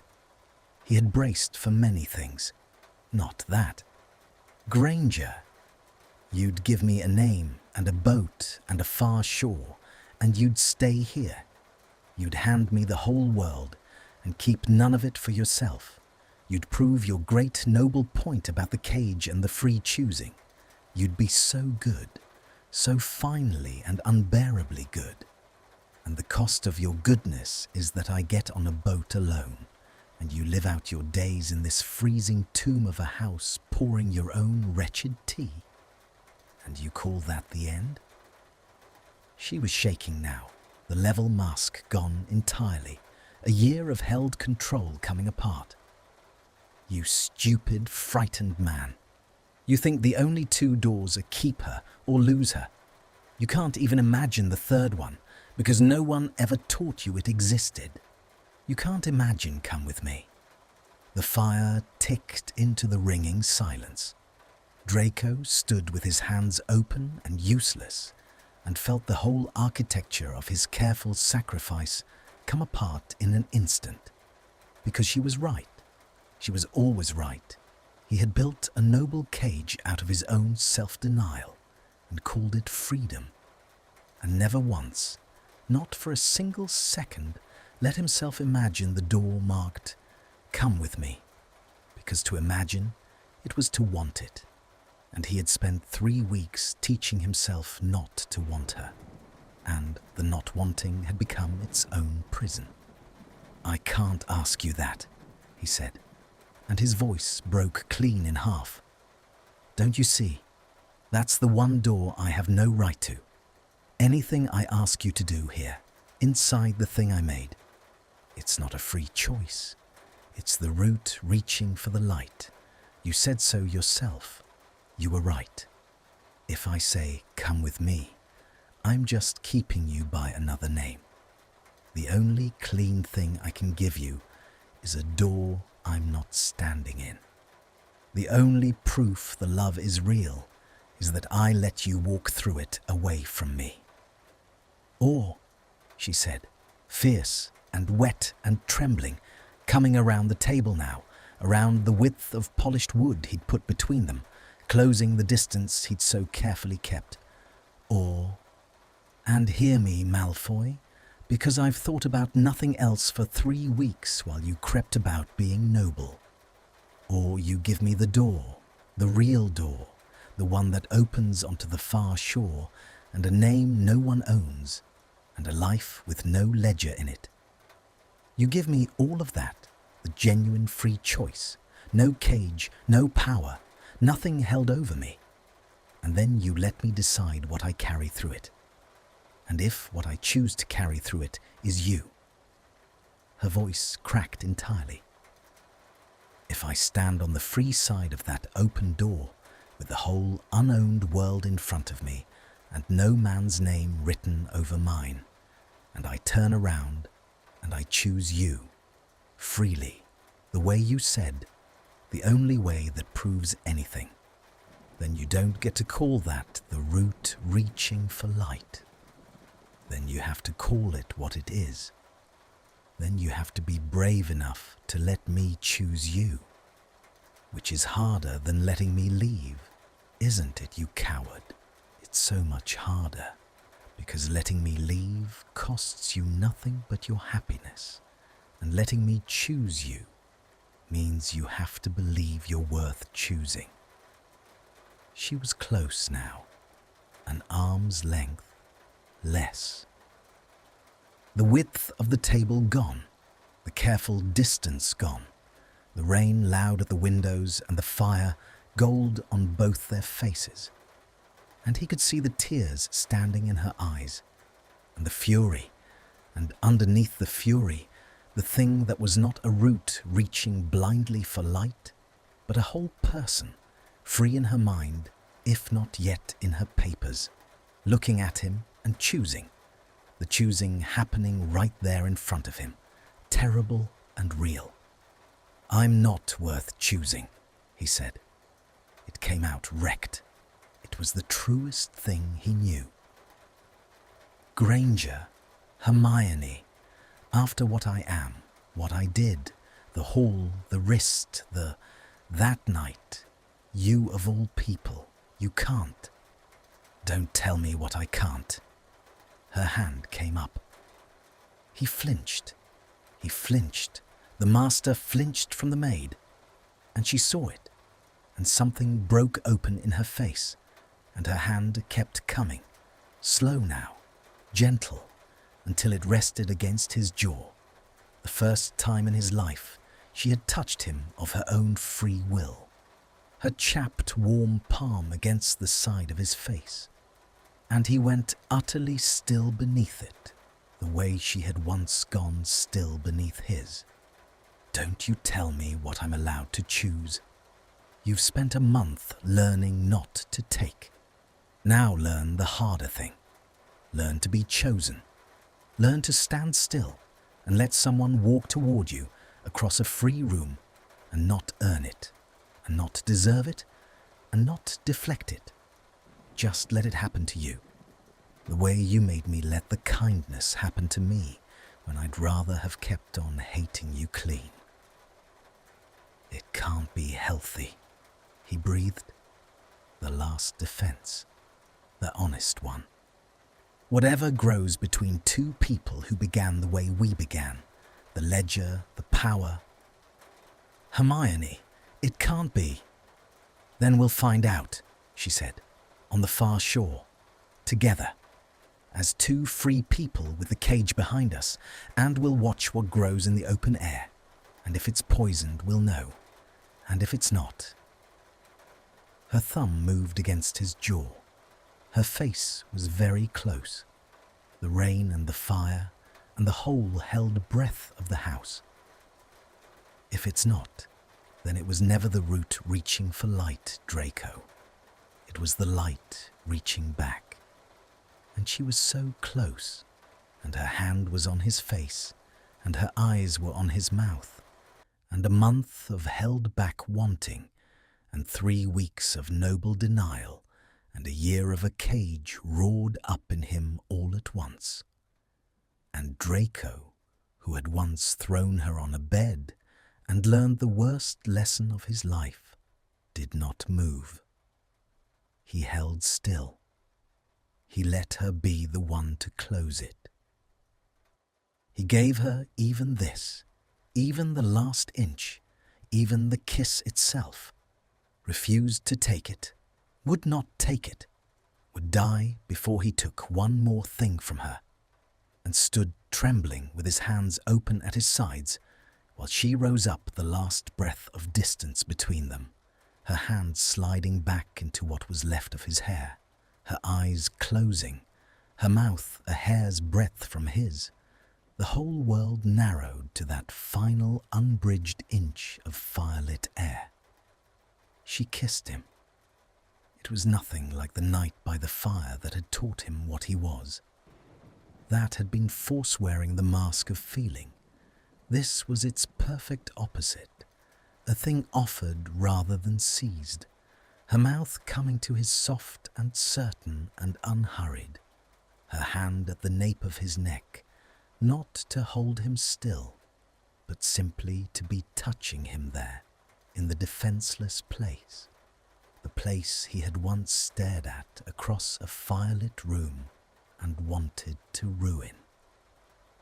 He stood trembling under it with his hands open at his sides, and did not grab, did not pull her in, did not claim, held himself in a stillness that shook through his whole frame, and let her kiss him, let it be hers, let her be the one doing the thing, until the wonder of being chosen rather than the one who chose broke something loose in his chest that had been frozen since he was a child, and his hands came up at last, slowly, slowly, and cradled her face the way she was cradling his, fingertips only, the lightest possible holding, a holding she could have stepped out of in an instant, and she did not step out of it.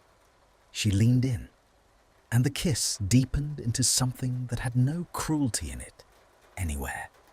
No power, no ledger, only two people who had come the whole long, impossible way to this, and were, for one suspended firelit moment, simply and entirely there. When it ended, she did not pull away. She rested her forehead against his, both of them breathing hard, the rain at the windows, the fire low and gold, and Draco kept his hands at her face as if she might dissolve, as if the whole room might dissolve, as if he had been permitted one impossible thing and dared not move lest the world remember itself and snatch it back. That, she said unsteadily against his mouth, was a free choice. I want it on the record.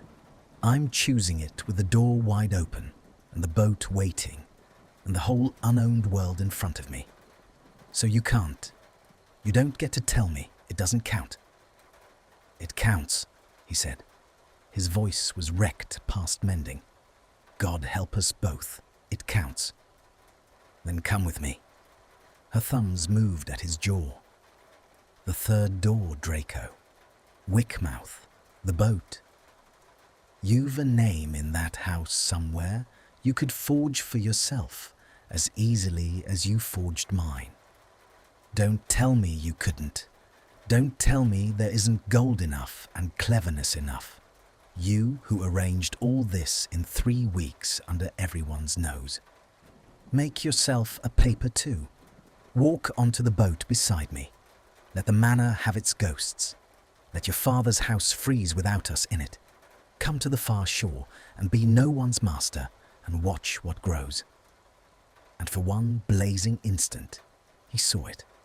Saw the boat and the far shore and a small warm kitchen the size of a table, and Sunday pies and a life with no ledger in it, and her, freely chosen and freely choosing across a lifetime of free mornings.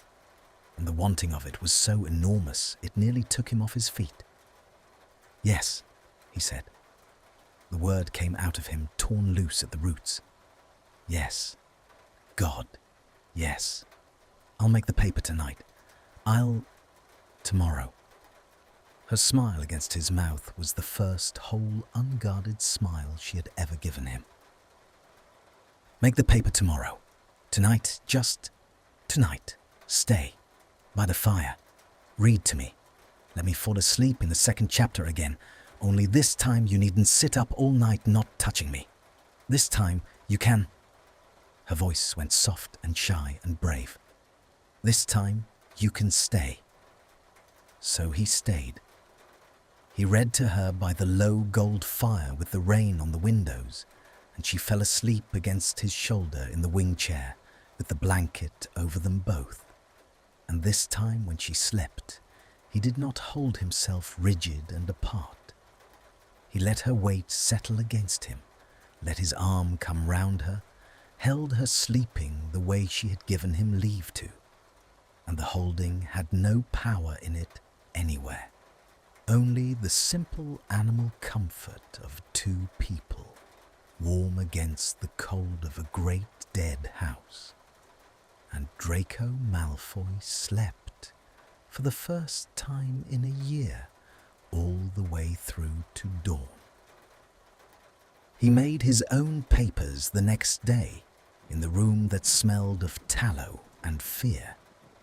And the forger looked at the 2nd commission and said nothing, because men who dealt in such things had learned to say nothing. And Draco walked out into the grey afternoon with 2 names in his coat instead of 1, and something in his chest he did not recognize for a long moment, because he had not felt it since before the war. Hope, the unfamiliar lightness of a future that was not a sentence to be served. They would leave the night after next. The boat sailed on the late tide from Wickmouth. He arranged a carriage to take them as far as the coaching inn at Greywater, where they would wait out the last day apart for safety's sake. She travelling as a freed servant given leave, he following separately so that no watcher at the manor would mark them gone together. And then the key, the boat, the far shore, the unwritten life. He went over it 100 times. He left nothing to chance. He had never in his life worked so hard at anything, and never with so little thought of himself, and the not thinking of himself was its own strange new pleasure, like a muscle he had never used coming awake. The last night in the manor, they did not sleep at all. They sat up by the fire and made their small plans and laughed, twice, 3 times. He had not heard himself laugh in a year, and the sound startled him every time. And at dawn, she went up the wing to gather the little she owned, and he stood at the window watching the light come over the dead yews, and he thought, I will plant something on the far shore, something that grows. I will learn the names of growing things. I have never once in my life watched a thing grow that I had not first owned. He took her as far as the carriage himself, in the blue dark before the household stirred. At the carriage door she stopped, the way she had stopped at this same carriage door a lifetime ago in a cold afternoon with her shorn head high and her past folded in her lap, refusing to thank him. And she turned to him now, with her hair grown out a little, just a little, a year's worth of soft dark growth, and she did not refuse him anything. She kissed him once, quick and certain, in the blue dark, and said, "Greywater, the day after tomorrow, the key at the late tide. Don't be late, Malfoy. I've waited a year for you to learn how to be on time about anything that mattered." And she climbed in, smiling, free, choosing. And the carriage carried her down the long avenue of dead yews and out through the black gates and away. And Draco stood in the cold blue dawn and watched it go, and did not feel the old panic of her leaving, because this time she was not being taken from him. This time she was riding ahead to wait for him in a free life they had chosen together, and he would follow in 2 days, and the whole rest of their lives would begin on a quay at the late tide. He went back into the house, lighter than he had ever been. He travelled to Greywater on the appointed day with his single small case and 2 forged names, and his heart going like a boy's. And he reached the coaching inn in the grey of early evening, with the sea wind already in the air, salt and cold and full of the promise of the crossing. And he asked at the desk for the lady who would have arrived the day before, the freed servant travelling north, and the innkeeper looked at his ledger and then looked up at Draco with an expression that stopped the blood in his veins. "Aye, she was here," the man said. "Came yesterday, paid for the room, kept herself to it, left this morning early for the key." He hesitated. Something in Draco's face, perhaps. "She left a letter, sir, for a gentleman who'd come asking. Said you'd know yourself by it." He drew it from beneath the counter, a single folded sheet, his name on the outside in her neat, clerk-taught hand, sealed with a plain blob of wax she'd have softened at a candle. No ring pressed into it, because she had no ring, because she had nothing of her own to mark a thing with but her own bare hand, and held it out across the counter. And Draco Malfoy stood in the salt-smelling dusk of a coaching inn with the sea wind at the windows and the late tide running out toward the far shore, and took the letter from the innkeeper's hand and did not open it, because some part of him already knew, the way he had known walking up the requisition hall a lifetime ago, that the door he had opened swung both ways, and that the bravest free choice of all might not be the one he had been riding 2 days to meet. He read it standing at the window of the rented room, with the sea wind pushing cold against the glass and the last light going off the water, and the late tide already running out toward the far shore, where a boat was carrying a free woman away from him. "Draco," she had written, "if you are reading this, then you came, and you were not late, and I am glad of it more than I can put on paper, because it means the last thing I knew of you was true, that you learned, in the end, to be there for the thing that mattered. Hold on to that.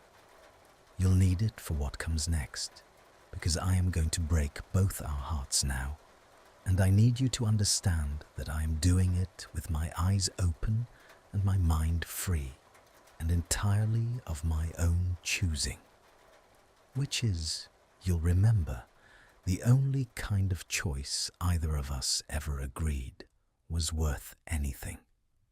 I am on the boat. I used the name and the warrant. I am free, truly free, in the way you bought for me at a cost I can only guess at, and I will carry the freedom you gave me to the end of my life and be grateful for it every single day. But I am on the boat alone, and I am not going to wait for you at the far shore, and I need to tell you why, so that you do not spend your life believing it was because I did not love you. I love you. There. I have never said it, and I will never get to say it to your face, and so I am saying it here, where I cannot take it back. I love you, Draco Malfoy, the clumsy, frightened, impossible whole of you, the man who knelt on my floor and could not scrub it, who left novels on tables, who learned to be chosen. I am not leaving because the love is false. I am leaving because it is real and because of where it grew. You said it yourself the first night, and then you spent 3 weeks being too noble to believe your own words. A thing that grows in a cage cannot be trusted to be the thing it looks like. We told ourselves the free choosing would be the test, that if I stood on the open side of the door and chose you anyway, it would prove the love was light reaching for light, and not just a root reaching for the only crack of warmth there was. And I did stand there, and I did choose you, and I felt it as free. But I have had 2 days alone in a quiet room with no fire of yours to build and no voice of yours to read to me. 2 days with the cage truly behind me for the first time in a year. And Draco. I have thought, and I have understood something I could not understand inside those walls. A choice made the day after the door opens is not yet a free choice. It is only the first stagger of a person who has been kept in the dark, walking toward the nearest light, because their eyes have not yet learned to see anything else. I do not yet know how to want anything that you are not the center of, because for a year you have been the center of everything. The warmth, the danger, the food, the fear, the only face. That is not freedom. That is just the cage's last and cleverest wall, the one made of you, the one I would have walked into smiling and called it choosing. If I came to the far shore and built a life with you now, I would never know.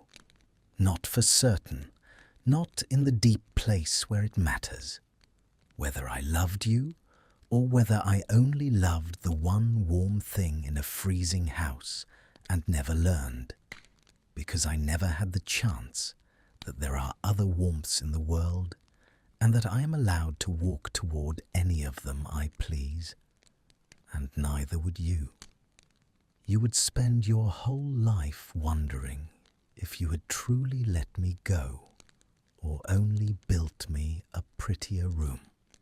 It would poison us both, slowly, in the deep place, and one grey morning years from now we would look at each other across some small warm kitchen and not be able to say for certain whether what we had was love or only the long shadow of a ledger. I will not do that to you. I will not do it to myself. I love you too much to spend us that way. So I am going alone. I am going to a far shore where no one knows my face or my old name, and I am going to learn slowly, badly, on my own 2 feet, who I am when no one owns me and no one is the only warmth. And I am going to find out whether the world is full of light, the way I have to believe it is, or whether you were the only light there ever was for me. And if, after a year, or 2, or 5, after I have been truly and entirely free, free long enough that the choosing would mean what choosing is supposed to mean, if after all that I find that I still want you, that out of a whole world full of warmths, it is still your face I walk toward, then I will know it is real, and I will find you. Draco, I swear it on my grandmother, who believed the world was governed by kindness. I will cross the sea back to you, and I will choose you with eyes that have seen everything they were never allowed to see. And that choice will be worth 100 of the one I would have made on a key tonight. Do not wait for me. That is the cruelest thing I have to write, and the most important. Do not wait, because waiting would make it a cage again. Me, free on a far shore, and you, captive on this one, holding the door of your whole life open for a woman who might never walk back through it. Live. Plant the growing things you told me about. Learn their names. Let the manor freeze. Become, on your own and for no one, the man you only started to become for me. And if I come back, let me find that man, whole, who did not spend his years waiting, who chose his own free life the way he taught me to choose mine. That is the only version of you I could come home to. A man who waited would just be the cage again, with the bars on the inside this time. You gave me the one thing no one in that whole fallen world would give me. The door, and no hand on my back pushing me through it, and no hand holding me back. You let me go. It was the bravest and most loving thing I have ever seen a person do, and I am repaying it the only way that honors it, by actually truly going all the way alone, instead of staggering into the nearest light and calling it love. The love stays. Understand that. It does not leave with the boat. It is only that some loves are meant to live in the heart and not in the keeping, at least until both hearts have been free long enough to be sure. And ours is that kind, for now and maybe forever. And I am at peace with the maybe, in a way I could never have been at peace inside those walls. Thank you for the door. Thank you for the pie, and the books, and the reading, and the not touching, and the kneeling on the floor, and every clumsy, honest thing. Thank you for learning, too late for us, and just in time for both our souls, that to love a thing is not to keep it. Be well, plant something, learn its name. H. The light went off the water entirely while he read it. When he reached the end, he stood in the dark room with the sea wind cold at the glass and the page in his 2 hands. And he did not weep, because Malfoys did not. And then he found that he did, that he was, silently, the tears running down a face that had spent a year learning to show nothing. And they were not, he understood as they came, entirely tears of grief. There was grief in them, an ocean of it. But there was something else braided through, something he had no name for, and had to sit down on the edge of the narrow bed to feel the whole shape of. And when he found the shape of it at last, it was this: pride. That she had done it, that she had been brave enough to refuse even the happy ending, to walk past the open arms toward the harder, cleaner, truer thing, that she had taken the freedom he gave her and used it not to flee a monster, but to honor a love, by refusing to let it be anything less than free.